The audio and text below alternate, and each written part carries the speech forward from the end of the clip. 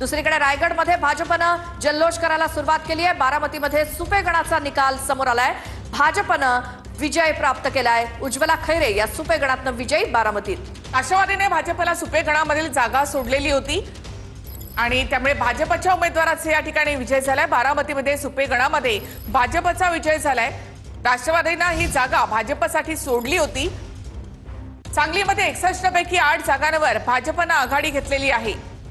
सांगलीतल्या 61 पैकी 5 जागांवर शिंदेंची शिवसेना आघाडीवर आहे। सांगलीमध्ये 61 पैकी एका जागेवर दादांची राष्ट्रवादी आघाडीवर असल्याची बातमी, तर पवारांची राष्ट्रवादी 2 आणि ठाकरेंची शिवसेना एका जागेवर आघाडीवर। या ठिकाणी भाजपनं आघाडी घेतलेली पाहायला मिळते। सांगलीमध्ये रोहित पाटील, जयंत पाटील या सगळ्यांची प्रतिष्ठा पणाला लागली। चौरंगी लढत सांगलीमध्ये खरं तर होते। इथे शरद पवारांची राष्ट्रवादी 2 तर काँग्रेस एका जागेवर, तर ठाकरेंची सेना एका जागेवर आघाडीवर आहे। भाजप 8, शिवसेना 5 आणि दादांची राष्ट्रवादी एका जागेवर या ठिकाणी आघाडीवर आहे।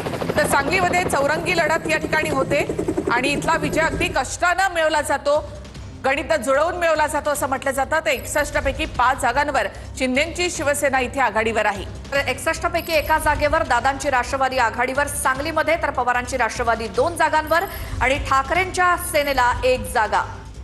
सांगलीमध्ये 61 पैकी 8 जागांवर भाजपनं आघाडी घेतलेली आहे। पडळकर, पृथ्वीराज देशमुख, सत्यजित देशमुख या सगळ्यांची प्रतिष्ठा या ठिकाणी पणाला लागली आहे। लातूरमध्ये रोहिणा गटामधून राष्ट्रवादीच्या उषा कांबळे या आघाडीवर आहेत। राष्ट्रवादीचे माजी खासदार सुधाकर शृंगारेंना हा एक मोठा धक्का।